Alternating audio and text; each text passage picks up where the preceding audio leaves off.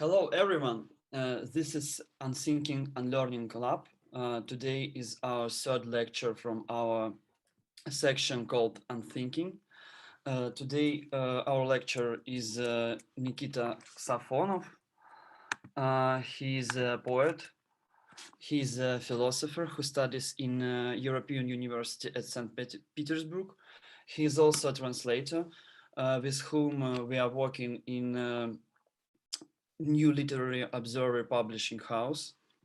And now he translates a book by Christoph Cox, which I believe will be very informative and important name in his today's lecture.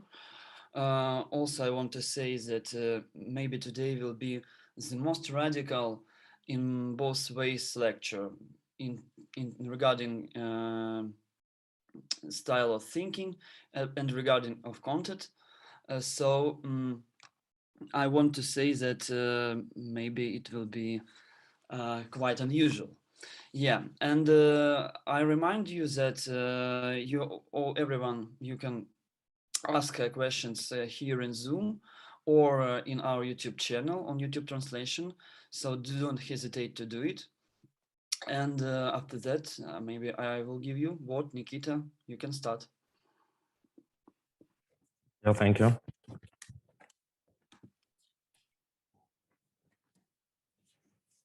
I'm demonstrating my screen. There will be several timelines, and I would like you to read this introductory quote, and translators can translate them while I will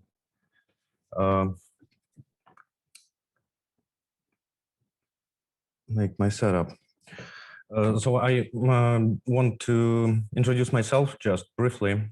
How did I came to sound, and why am I speaking about sound, and what am I interested in concretely? I was in my childhood. I was a trained violinist, violin player, and then I found myself in the underground construction in St. Petersburg, and then I found myself in philosophy, and after that I started playing bass, which is a dialectical counterpart of the violin in terms of strings. Yeah. And then I started to do geophilosophy. That's why there will be a lot of Deleuze, not that much, but quite a lot of Deleuze in my today's lecture. And it is called, as I told you, Pneumatic and Resonant, Fluxes and Sensors, Unmapping and Technopoetics, Undercurrent Tendencies in Sound Studies. So I started with this quote because you can see, and I will show you several specific notions which will be revealed during my lecture. And I would like to say that when we speak about the sonorous, we always speak about something else. So we cannot speak only about the sound in itself, or the sound itself, or why sound, or listening, and so on, because we are always touching specific zones of materiality and of reality, and which are amplified by our thinking. And for me, the task of sonic thinking is like this, like when you speak about the sonorous phenomena, and then you find yourself in the other modus of thinking, other mode of thinking. So there was a research of these authors, which are quoted here. They made a research of flowers respond to pollinator sounds with minutes by increasing nectar sugar concentration. So we see that they are digging into the reality of bees and flowers, and they find a specific sonorous phenomenal fields in this reality, and they make certain experiments, with playback in sound of a flying bee, which is crucial for our lecture today, or to synthetic sound signals at similar frequencies. They produce sweet and nectar, so there is a sort of resonance in the reality, according to the flux of various types, playback sound of bee, synthetic sound signals at similar frequencies. And these flowers are actually ears, as they say, sensory organs, auditory sensory organs, organs in the broad sense. And they have the notion of vibration here, and of response, so that of resonance. So here we can see, as I think briefly, everything that that was happening to sound during the 20th century. So I'll go into pneumatic and resonant conception. I found it in the book of contemporary current president of the Groupe Recherche Musicale in France. It's François Bonnet.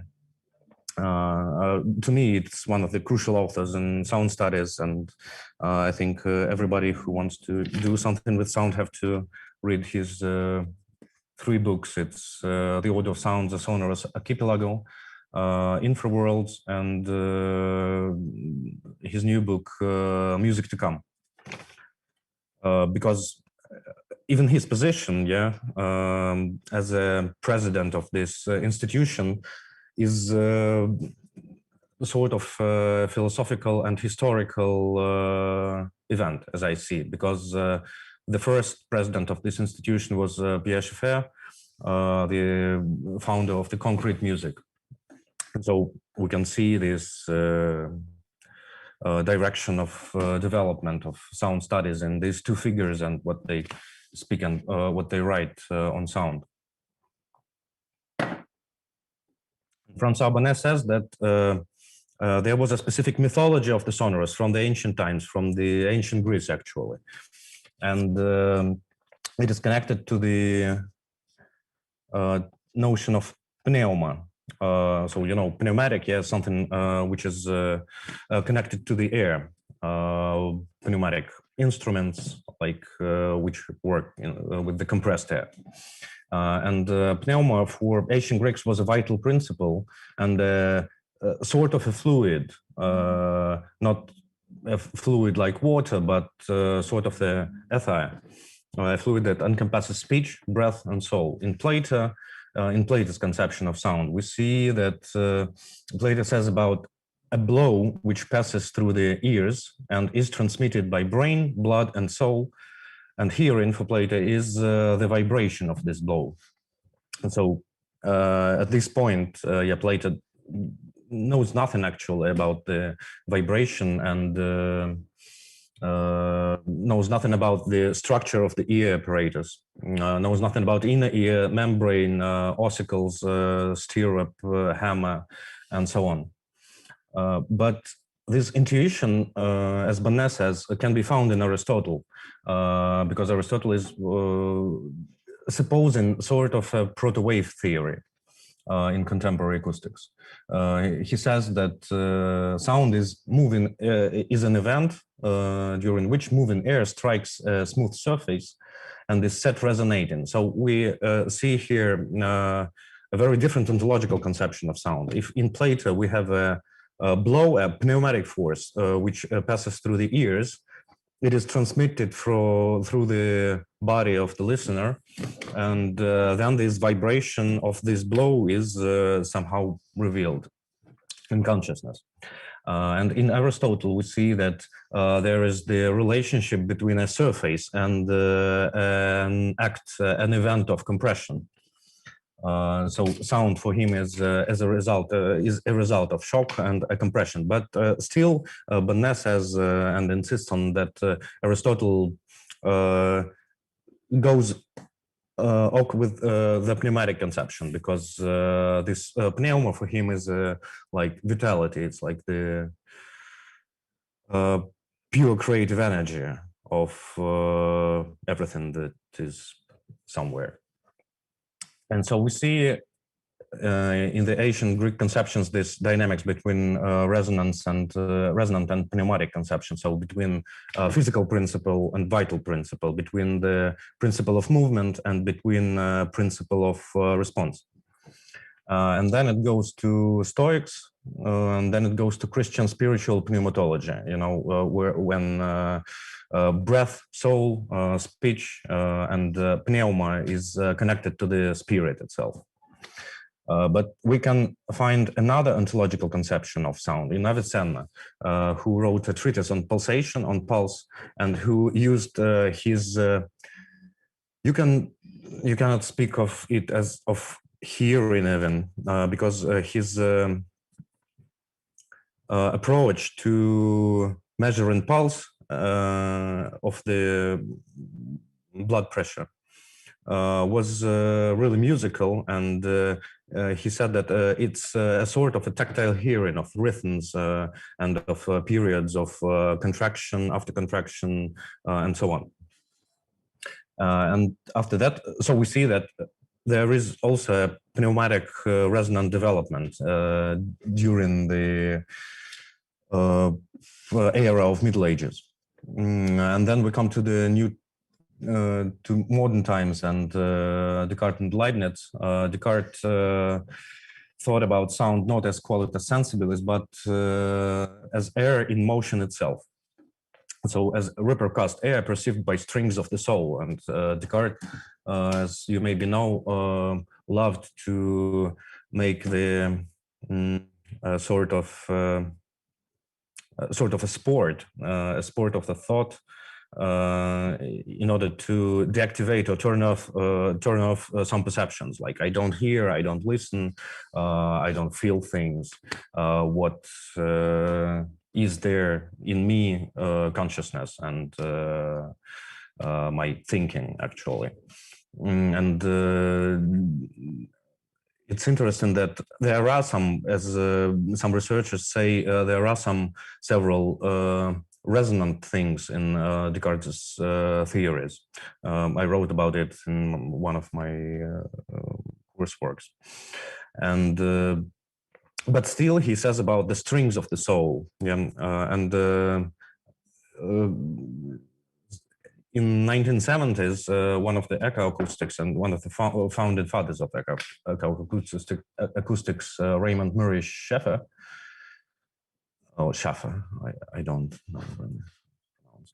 know. He said that there are two basic fundamental proto-myths about the sonic in ancient Greek mythology. It's Pindar's Oda, when the death of a hero is pronounced by his friends by singing. So about emotions. And the second one is when the Hercules founds a turtle skeleton and understands that it is resonating, and so he can make a string instrument, a layer from it. So we see this resonant and pneumatic relationship here as well. And as opposed to Descartes, Leibniz was the founding father of auditory unconscious, as Christoph Cox says, which Zhenya said I'm translating currently. And against clear Cartesian perceptions on thinking, Leibniz said that when I hear the sound of the sea or a sound of the ocean, I somehow count all the waves and all the sonorous effects which take place on the shore. But somehow I deduce it to the image of a wave.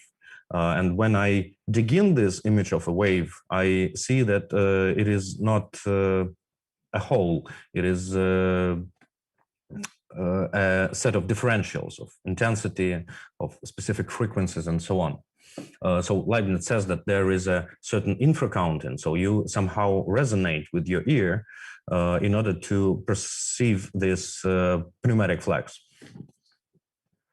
And then we come to Hegel.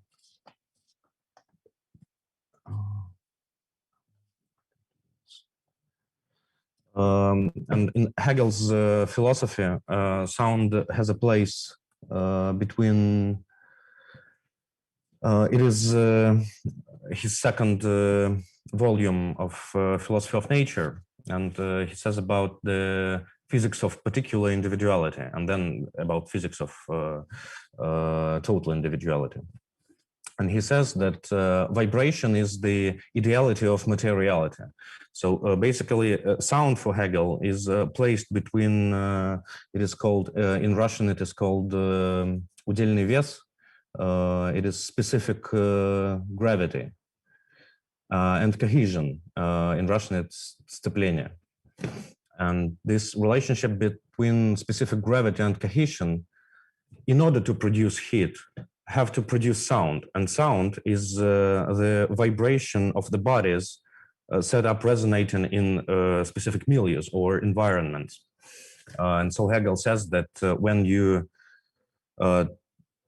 ring into the bell, you actually destroy the bell, and by this destruction of the bell, destruction of the cohesion of the bell and its specific gravity, you have the effect of vibration, which is the negation of this resonating bell trembling in sort of environment.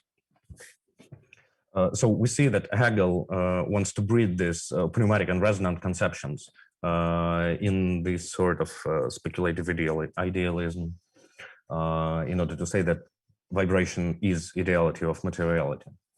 And he says also that heated are not only musicians, but instruments as well. So he points to this notion of instruments, which is also crucial for all the sound studies and sonic thinking. And so, after all, it's 19th century and the dissection turn and tympanic turn. And we're going to the tympanic turn. It is conceptualized by one of the founding fathers of sound studies, Jonathan Sterne, who says that during the scientific revolution of 18th and 19th centuries, from the models of mouth, they came to the models of the ear. And in 19th century, they actually saw the ear. They saw that there is a membrane. They saw that there are certain instrumental ossicles which transmit the vibration of the membrane to the inner ear and to this liquid thing which is responsible for perceiving low frequencies and high frequencies by a sort of plants inside it. Low frequencies are like more high, and high frequencies are more thin. And so Jonathan Sterne says that what happened with the science of sound during the 19th century up to the 20th. Sound was visualized as a species of vibration for quantification. So if Leibniz says that there is sort of auditory unconscious, in the 19th century, scientists say how about see the process of the counting itself, how it is counted by the apparatus of the ear. Visualization of sound, which scientists were obsessed with. And nowadays it's the technology of spectrograms and other measurement techniques. This visualization, says Sterne, required simultaneous construction of sound as a discrete object of knowledge. Plus, there was a necessity to construct a specific sonic field of knowledge. Then ear was abstracted from the body and it became measurable object of knowledge.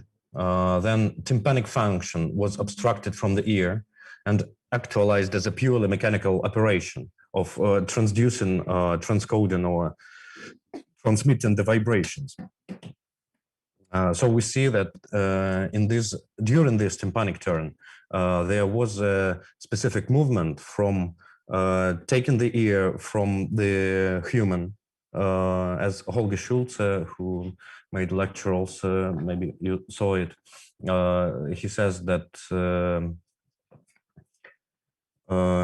ear became not the ear itself, but the human subject became a sort of humanoid alien during this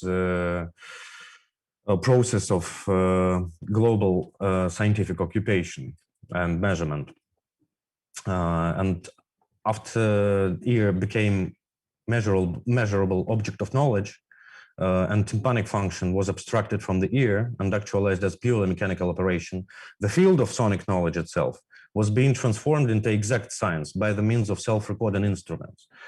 So all the things that we have in order to communicate today through the sonorous phenomena are made actually from tympanic membrane.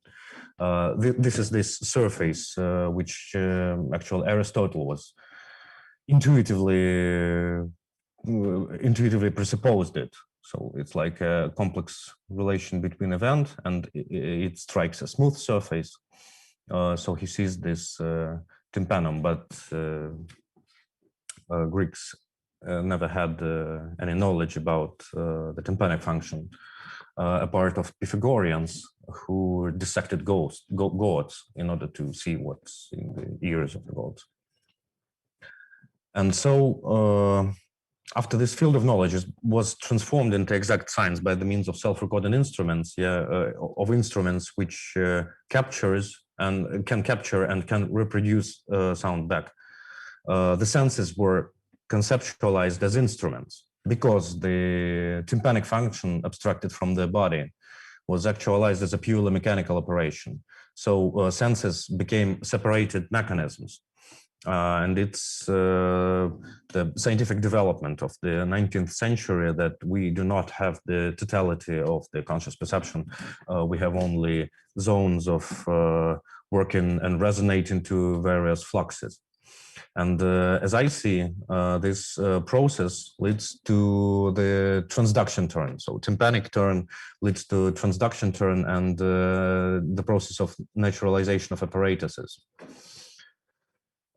Here I want to go to several genealogies of the sonic by Jacques Attali, Chris Cuttler, and Holger Schulze in order to reveal my own approach to this question.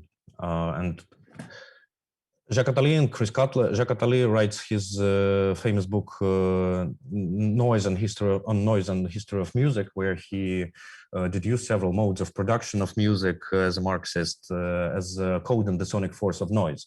It's before Middle Ages, it's sacrificing. So music was constructed to the noise of nature, so that people heard like various sounds, and they started to make an antithesis to this environment of the sonorous phenomena.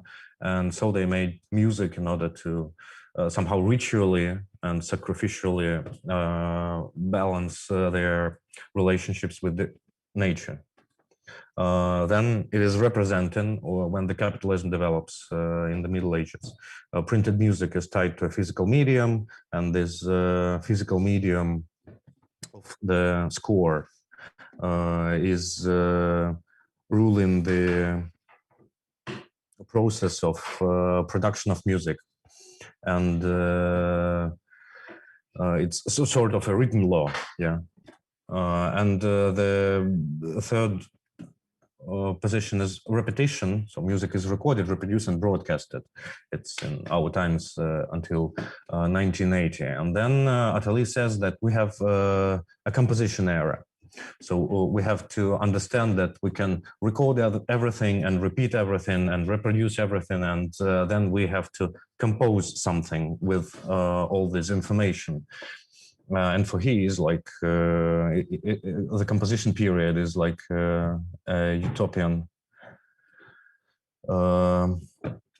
program. And then it is like 77 as I remember. Chris Cuttler is doing his genealogy of the sonic in the 80s, and he speaks about systems of memory capture. And as Christoph Cox says, it is systems of deterritorialization of the sonic flux. It's song, score, and track. So biological memory, where you reproduce things by orally transmitting them to representatives of your community or other community.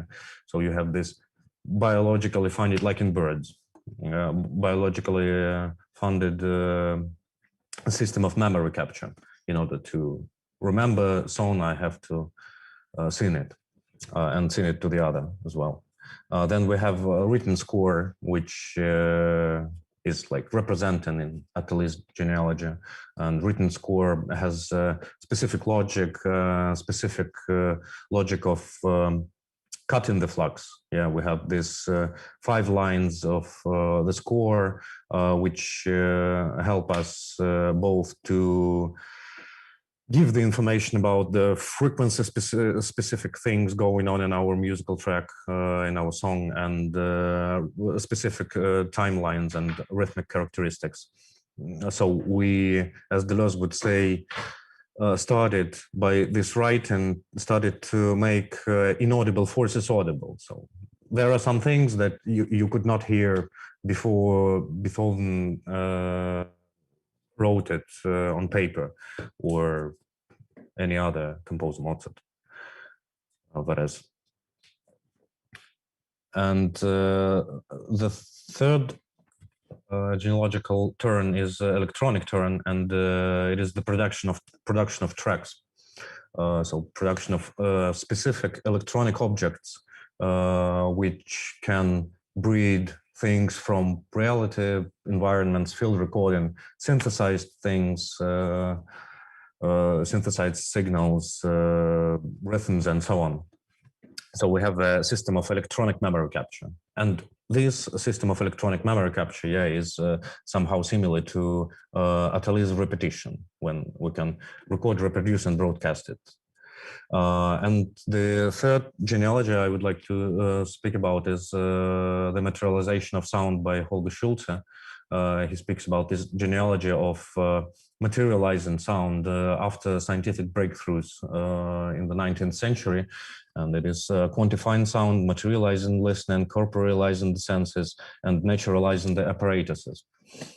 So quantifying sound is what Sterne in the Tympanic Turn calls, so it's this process, like visualized sound, abstracted ear from the body, measurable object of knowledge, then the auditory culture begins, and the auditory knowledge, as Sterne and Schulze agreed.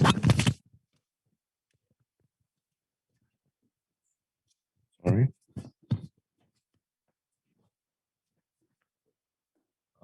Materializing listening is this instrumental thing which Sterne calls conceptualization of the senses as instruments and through instruments, and there are more and more instruments within the time span of the 20th century in order to speculate with the sonic. The third one is corporalizing listening, corporalizing the senses. And I would like to say a bit about what I mean by corporalization, and what, as I see, Schulze means. Corporalization is a sort of when we started to produce, when we made an ear the ear a measurable object of science, and then we started to reproduce things as if the ear would reproduce them backwards into the reality. So if the ear was not resonant but pneumatic itself, we find ourselves in the situation where something that belonged to our senses started to somehow operate in the reality, or as Deleuze puts it, a new reality is being fallen from the existing reality. He says it in order to conceptualize cinema, but I think we can make this split between cinematic and sonic, and find that there's a specific corporealized reality in the sonic is much more intense than the cinematic reality of the eye and of the gaze and of the screen and so on, because I'll explain a bit in 10 minutes about it. And so the senses were corporealized, and we have this space where our affects can be engineered, as another sonic thinker says, Podvestion. So we find ourselves in the reality of the headphones, of the sources of sound, of membranes resonating and pneumatizing the social, natural, and political realities. And this leads to the naturalization of apparatuses. So all these apparatuses of sonic design, all these things that were impossible to Aristotle and Plato are being nature itself nowadays. So they operate as naturalized machines for sonic production, transmission, and transduction. And I would like at this point to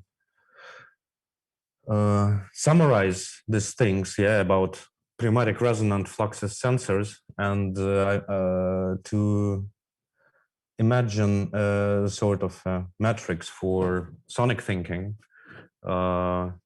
which is, and as I see this dialectics, of pneumatic and resonance, so of forces of sound which occupies the reality within us and outside of us, and resonant conceptions, they are somehow connected to the problem of movement. So how things move, they move like fluxes, but they also resonate. Like when the bird sings, she's doing a specific pneumatic action and a specific pneumatic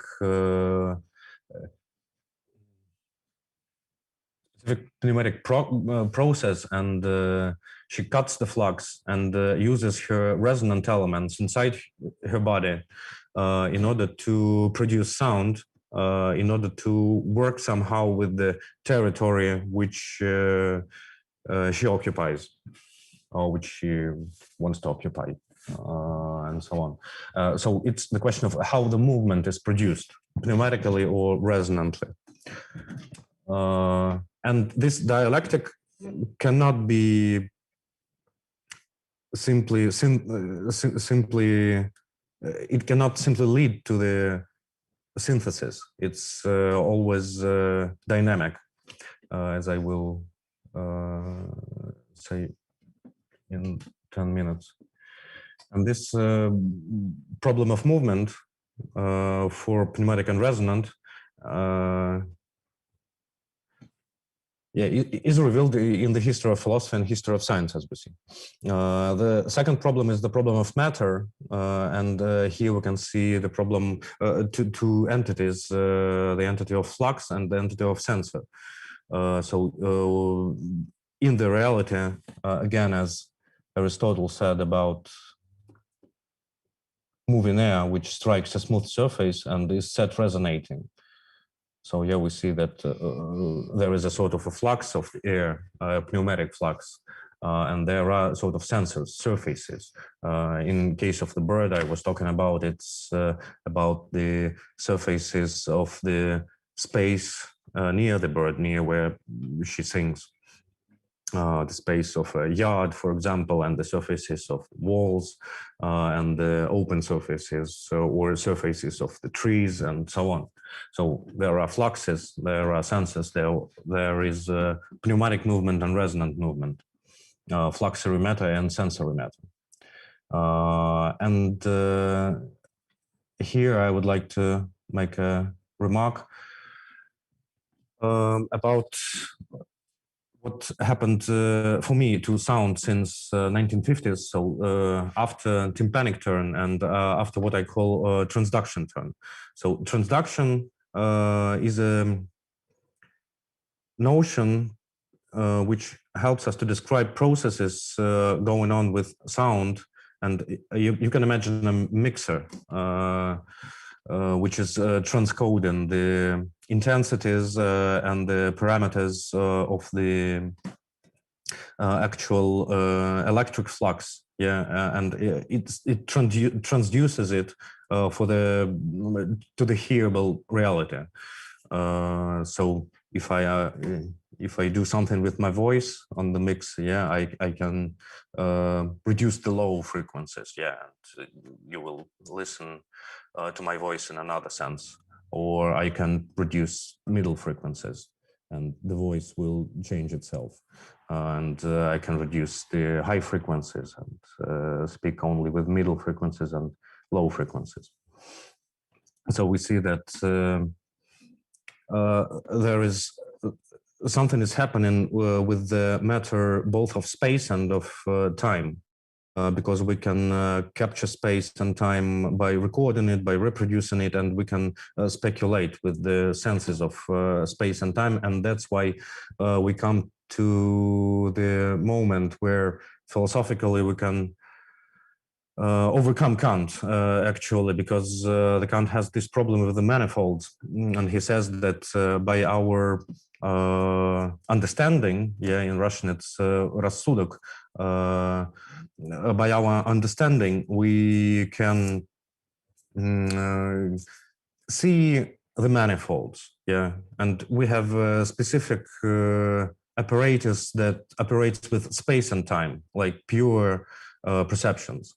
And but he says about manifolds, yeah, about manifolds in nature, everything that is not me, not human, and these manifolds are like deduced by space and time, like my specific super skills. But what happened to the sonic, as I see, in the 20th century, after 1950, after Schaeffer actually, and after John Cage, after Morton Feldman, and other sonic researchers and experimentalists, it is the revelation of environmental and rhythmic manifolds, not of space-time continuum modes of existence. And this environmental and rhythmic manifolds, yeah, environmental in the sense of pneumatic forces and fluxes which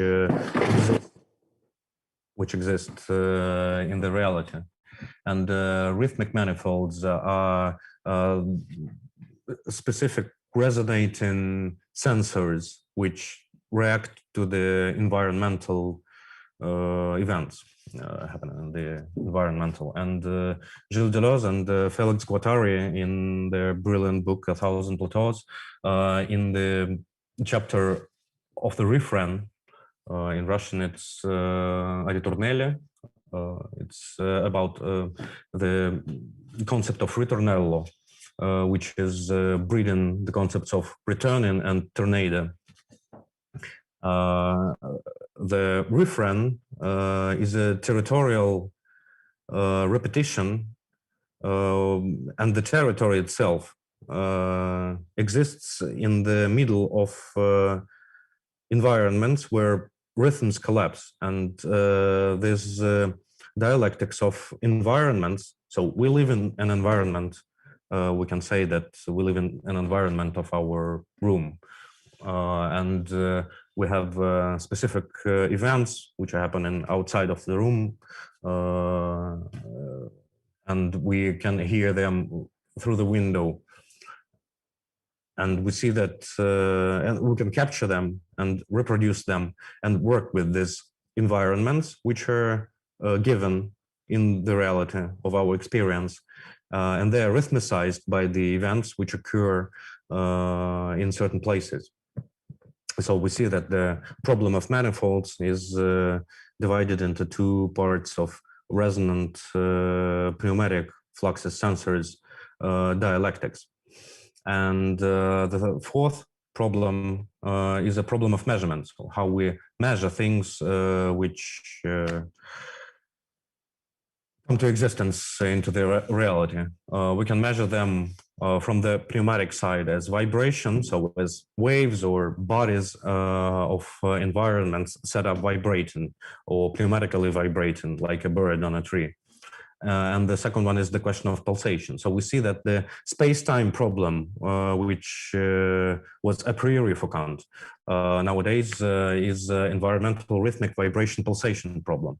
So the problem of manifolds and the measurement of these manifolds. As I see, it's a geophilosophical problem and ecological simultaneously. And after this, I want to go to the genealogy of the sound studies itself, as I see it. So we had sound studies, and we had this auditory culture and the history of technique approach, which was always, as I see, phenomenological and materialist, because some authors are speaking about the experience itself, the experience of certain different cultures, if we speak in terms of auditory culture, of how we listen and how people somewhere else listen, and how our culture is the foundation of the fetishism of our listening when we want to listen only to proper things, which we like. And we recognize in the sonorous phenomena certain and specific objects which were given to us, and the knowledge of which were given to us by our cultural background. And materialist approach, which says various things about the history of the technical apparatuses and what's going with the matter when we sing itself and when we play a violin on a score itself, and so on. And there happened an ontological turn. I don't think that we will dive deeply into that into this, because we don't have much time. And as I see the split, between auditory culture and sonic realism, between the presupposition that we can understand and grasp and capture reality of the sonic connected to the real matter, not as only our specific ability to hear to various intervals and rhythms and so on. And as I see, after this ontological turn, auditory culture starts to be more the question of the field of sonic thinking and sonic realism of the sonic ontology. Of course, I agree with Francois Bonnet, I mentioned already, that we cannot build any ontology of the sound. We can do various things with the physics of sound, but still, as we see in Sterne, if we come back to Sterne, the reality of the visible sound and of the hearable, audible sound today is the product of the shift from modals of mouth to the modals of the ear, of abstraction the ear from the body, and of abstraction tympanic function from the function of the ear, a part of the inner ear function. It's actually very interesting to imagine what music would we have if we had not the tympanic turn, but the inner ear fluid turn, for example, for instance. If we start to abstract not tympanic function, but the very specific and unknown function of the inner ear.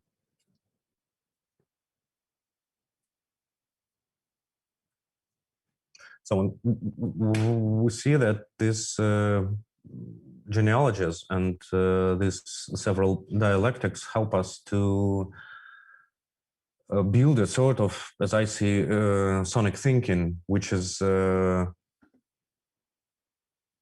connected to the sonorous reality by way of thinking, but is connected to the real reality by the way of working with things in the world.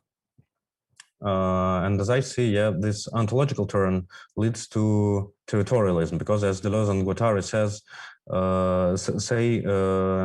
between environmental and rhythmic, in the relationships between environmental and rhythmic, territories emerge. What is a territory? Territory cannot be mapped.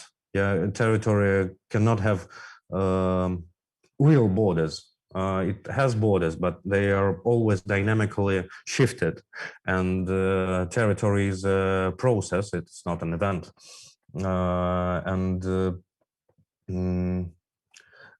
So yeah, and if we have this space-time collapse of the Kantian paradigm into the environmental, rhythmic, vibrating and pulsating measurement of manifolds, we can say that we have to build territorialism, which can be grasped by Unmapping and Technopoetics, and several things on Unmapping and on Technopoetics, and then we'll go into sort of music.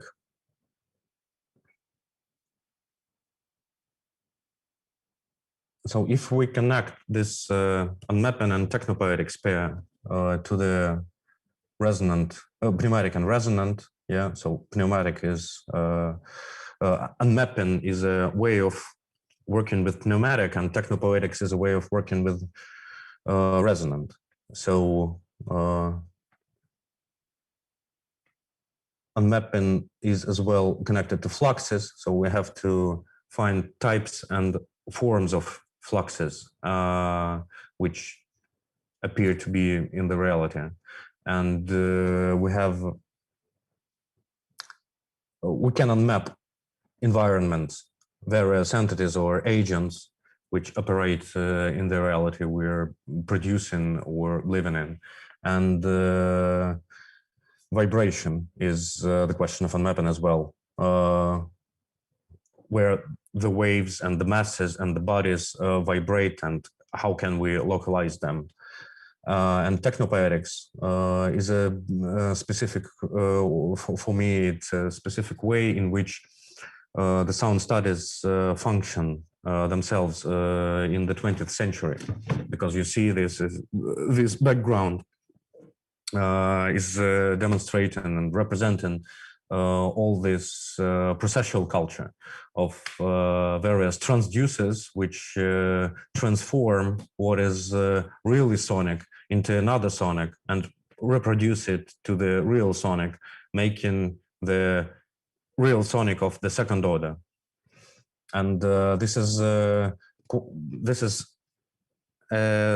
specific situation where the ancient Greeks and German idealists, Hegel and Kant as well, they always agree with the split between techne and poesis. And if we understand what is happening with sound in the 20th century after this tympanic turn, transduction turn, after all these genealogies of post-repetition and electronic capture, we have the breeding of technical and poetical. Techne for Aristotle and for Greeks as well was somehow connected to the craftsmanship, to the things that we do with our hands and the technical surface of our experience. And poesis is something like a known thing in itself, something which dynamically forces our intuition and so on. And in sound studies, you cannot separate technical from poetical, and technical is poetical, and all the poetical is technical, because you work with this environmental and rhythmic manifolds, with vibration and pulsation directly from the reality where you can capture it. That's quite awesome. And after that, I would like to go with you to the sub-reality.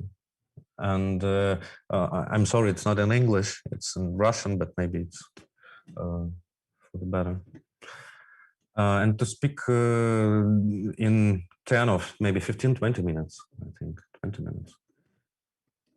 I'm sorry, on and this speak topic. about the sub-reality of the dub culture, which emerged in Jamaica and then was developed in the Britain by sort of marginal communities and cultural communities which were not connected with the cycles of consumption and production as hip hop, for instance, but with building low culture and building culture within the culture. It somehow resembles the culture too, so-called in the Soviet Union, unofficial culture in the late Soviet Union after 70s. It was the reality of dub music, which emerged in Jamaica. There was a King Tubby, one of the sonic engineers, which started to build sonic systems, DIY systems actually. And they started to deterritorialize the musical performances to make sound clashes where various, as Goodman says, sonic intelligence agencies, like various bands, were experimenting with bodies directly on the dance floor. It's like from my other presentation, I have a playlist there, but I will give you some examples later. It's about Tympanic Turn and Jonathan Sterne, instruments and the sensory materialism of Schulze. And we have to find, yeah, there is a one of the contemporary sound scholars, Paul Jason, and he has an expanded theory, low-end theory. And he connects it with the development of the entity of the track. He says that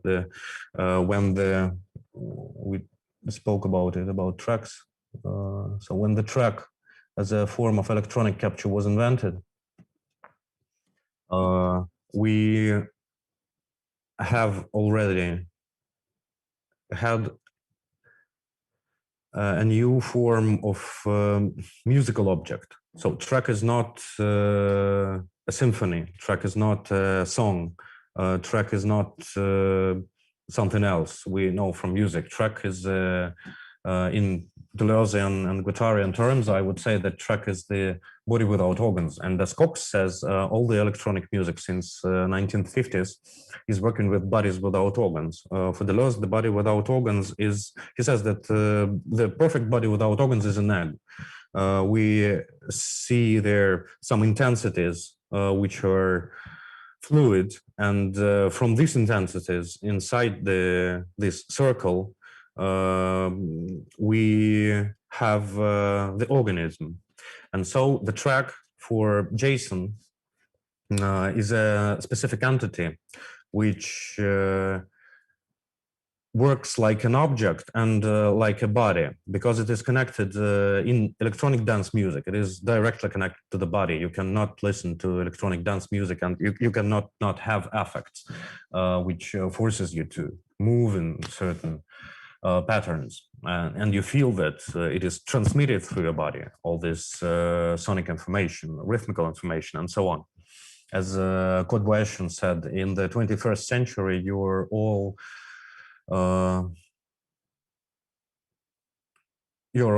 like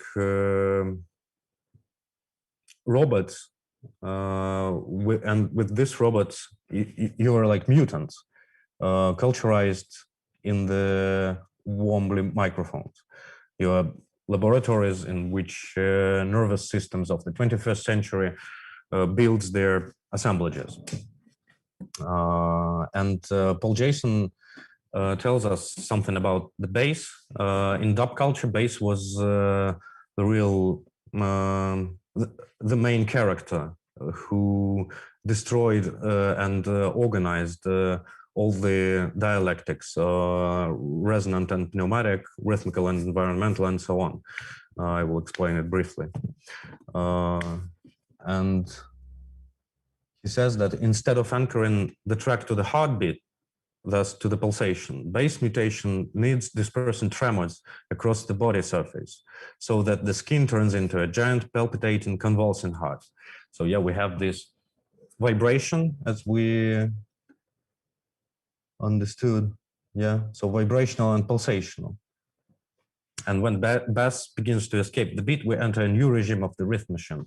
It's the conversions concept of the rhythm machine that the British hardcore scene of electronic dance music since 70s, since dub culture, were building rhythm machines, specific rhythm machines, or as another researcher, Steve Goodman, says, not rhythm machines, but base materialism, sonic intelligence agencies. And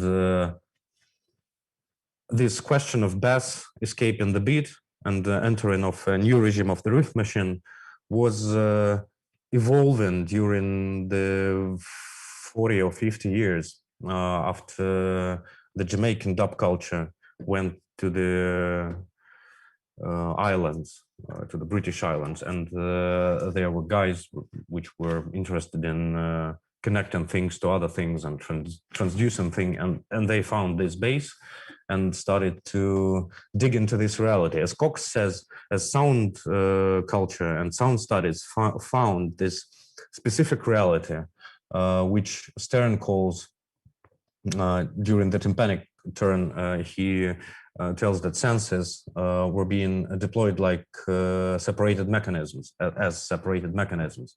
But here we see after ontological turn. After ontological turn in sound studies, we see that it comes to the specific sensible materiality of the sonic. So senses were separated mechanisms, and nowadays we have the sonic reality, which is separated from the old reality, and we're in this reality somehow, and we develop ourselves as Schulze says, as humanoid aliens. And thus this specific sub-reality of the base were deployed by these dub scientists, as Jason calls it, within the body without organs of track. And if we will look at the phenomena of track as a phenomena of the body without organs, we see the layers. Yeah, we see the layer of the bass, which is making rhythm here on the screen. And we see the snare drums, which are expanding up to high frequencies from the low frequencies, and we see some kind of instruments or some kind of voice fluxes here, like traces on the sonorous surface. So we see that environmental and rhythmic manifolds are being revealed within the track, and any track has its BPM, yeah, BPM count. So that's the question of pulsation. So how do we count? How do we measure the characteristics of vibration? As an example of vibration of the track in the technical ears of our sound sources. And we see that this BPM and pulsation rate, I would call it, in dub culture, it's about 70, 90, and then it starts to be accelerated in the British culture of EDM and intelligent dance music, IDM, up to the 160, 170, 180 in drum and bass. So we have this spin of the egg, as Deleuze and Guattari say. And Deleuze and Guattari, when they speak about the body without organs, they call it the egg, that the great example of body without organs is an egg, but also the earth is an egg, they say. So here, as I see in dub culture, we can pretend a specific geophilosophical approach, which shows that the natural forces are being transduced by the humanoid aliens to the systems, by sonic intelligence agencies, to the systems of environments and rhythms, within the music and within the dance music, these entities are tracks, like objects. And in the track, we see the bass layer, low frequencies. We can find in dance music, we can find the kick drum and snare dialectics. Like kick drum is something which is responsible for pulsation and for the BPM count. And the snare drum is I don't know actually how it is in English. In Russian, it is udarная доля, so the moment of the critical shock, critical rhythmic shock. And this kick drum dialectics are also expanded to the rings, hi-hats, so all the high frequency effects, some noises and so on. So we see that there are like four elements, basically. Like bass is the fluid element, like the water, and we have the kick drum dialectics. It's the dialectics between the earth and fire, of Stoics would say this pneumatic deterritorialization and reterritorialization. And we have the air, like high frequencies and things.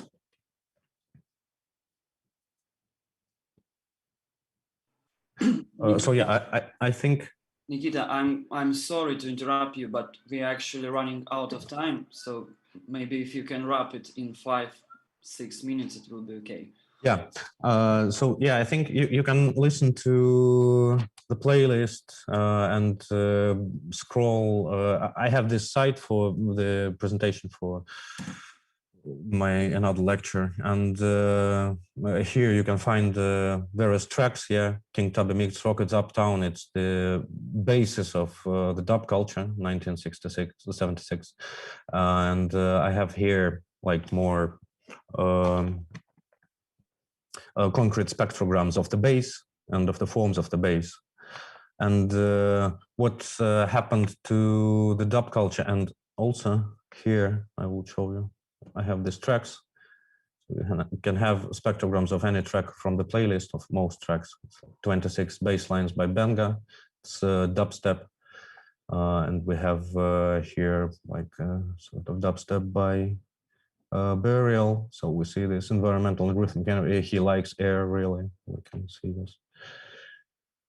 And so here you can just spend some time. And I will circle this with again with Sterne. So we have to go back to Sterne and to his point that from the modals of mouth, we came to the modals of the ear. And what is specific to dub culture, that it was at the beginning, the dub culture was opposed to the reggae culture and to the hip hop culture as well. So they did not like words and voices in the tracks. So the track has to grab just pure intensities of the kick drum, bass, and hi-hats, air dialectics. And this is quite interesting because if you listen to the jungle and to the dubstep,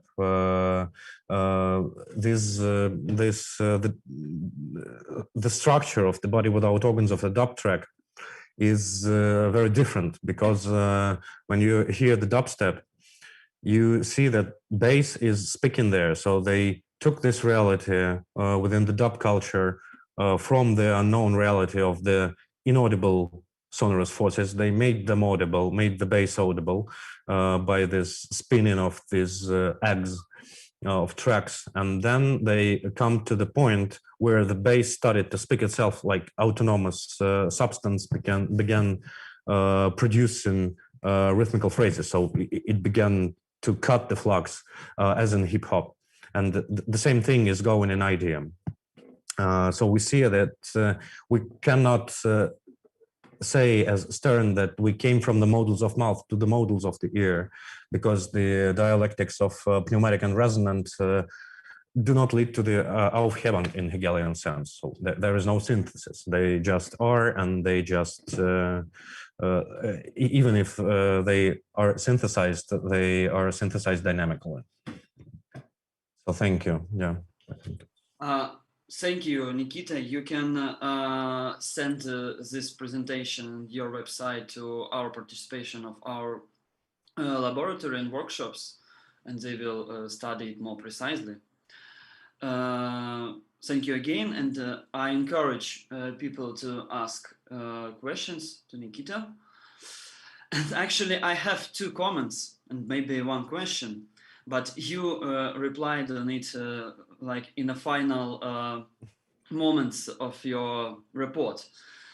It was about voice actually, but first comment. You said that it will be really interesting to imagine how music will be developed if it will be based not on tympanic order but on the inner ear order, yeah. And I think there is some quite examples in experimental electronic electroacoustic music actually by Mariana Macher, who actually did some kind of music based on auto emissions, etc., based on some deviations and some oscillations which happened in inner ear. This is the first comment. The second comment was actually about what you said about tympanic turn, as it was described by Jonathan Sterne, and I believe this is quite a commonplace in regards to historization within sound studies, that we transferred from mouth up to ear, or maybe from vision to hearing. Actually, sometimes if we remember media theory, for example, Marshall McLuhan, or even Friedrich Cuttler. But as you emphasized that, and if we look at this situation from a phenomenological perspective, we know that hearing and other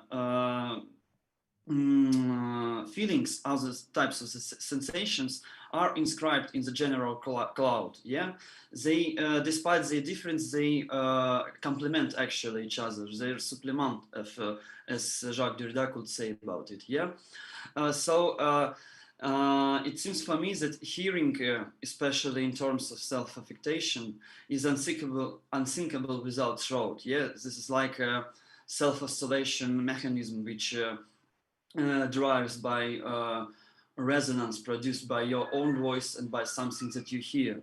Well, actually, you hear yourself, yeah, like a point of departure of it. And François Banet, who is also says that sound is to become audible, to become somehow connected to the human, to some being, it should leave a trace, yeah, actually. And in this point, we actually understand that we cannot build some kind of ontology of sound. You also said that. But sometimes it seems that there is some kind of inner desire to build that kind of ontologization of sound, to found some kind of nature of sound. But if we describe it in a position, in a node between listening, between ear and between speech and mouth, it comes to some kind of cross that is never, yeah, we actually do not have our Hebung Hegelian, yeah? They actually coexist actually for all time, and I agree with that position too. Actually, this was only a commentary, and I don't know what to say about it, because I think that you will not mention this kind of voice problem, but you mentioned it briefly actually. Maybe you can elaborate this, because it seems that this is not quite clear, because it seems this idea exists only on marginals of sound studies, because right now there is some kind of again desire to emancipate sound from other modes of thinking, yeah, other modes of signifying, etc., etc. But it seems actually for me that it is not possible. What do you think about it? Yeah, thank you for the question. Yeah, I'll put it away. As I see the problem here, I told about this phenomenological and materialist tension. For me, it's not the opposite parts or the opposite schools. It's like really a tension, because we cannot speak about sound without experience and without our cognitive apparatuses. But for me, when I read the critiques of the ontological turn in sound studies, there are basically two presuppositions. You are too white, or you are too physicalist. So as Goodman says, that it's always a tension between naive physicalism and phenomenological anthropocentrism. But if we are not that naive and are not that anthropocentrist, we can build dynamic ontologies. So as I see Goodman and other these persons with the desire to build an ontology of sound, they are speaking about actually about the impossibility of the ontology of sound. Yeah, but if we recognize this impossibility, we can make, as he says, dynamic sonic intelligence agencies, and we can redevelop our apparatuses according to this new experience of new sensible realities, which we produce by making tracks, by capturing things and field recordings. Like, you know, there is an ongoing debate. How do we have to write field recordings, like, and what information can we grasp from 1 minute recording, and what information about this environmental and rhythmic manifolds we will get from 30 minutes recording about the variation of the specific bird, for example, species. So I think that it is quite awesome that this sensory reality of the sonic cannot be grasped objectively like the visible reality, like the imprint, but it is always, we always have the mediums between us and the nature of the sonic. But as I see, these mediums are not, as in McLuhan, they are not messages, they're like, and even not tools, they're like basically instruments.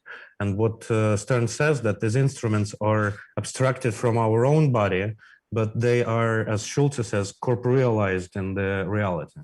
And so that we have, we always have to build sonic intelligence agencies, practice new sensory materialism, and we just have to dig into this reality of the sonic, and we will do it in order to develop our cognitive apparatuses.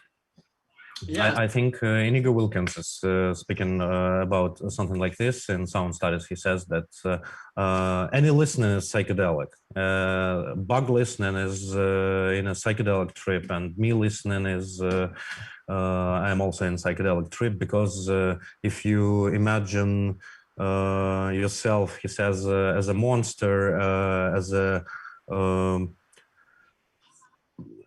a proto-substance which is flowing in the ocean of things, and you don't have vision, and you don't have ears, and you don't have eyes to see things in order to eat them, and you have this ocean of possibilities, and you find some patterns within this ocean, and then you develop the cognitive apparatus. I think with the reality of the sonic since 1950s and since the 20th century and the Tympanic Turn,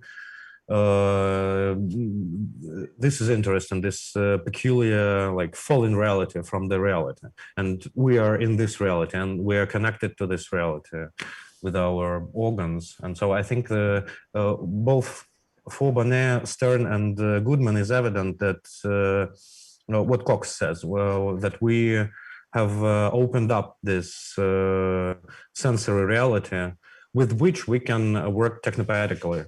So I think technopoetical methods for me are connected, and they're really phenomenological and materialist as well. So you cannot use one of them. I think, thank you for such a profound, big answer. I think it is a very nice report to do something more in future, because actually we are running out of time, and actually we need to finish our today's lecture. So I want to say thank you again to you. It was really great. I hope you will send it to me, for example, your websites, and I will send it to the participation of our program. And I believe that we will do something in future, definitely. Thank you. And your lectures and your final reply is quite good to things which I will be told tomorrow. So yeah, it is quite like a bridge between two themes in contemporary sound studies. So thank you. Cool. Thank you all. Thank you, Leah, for translation. Yeah, and see you tomorrow at 19 o'clock. Everyone, bye. Thank you. Thank you.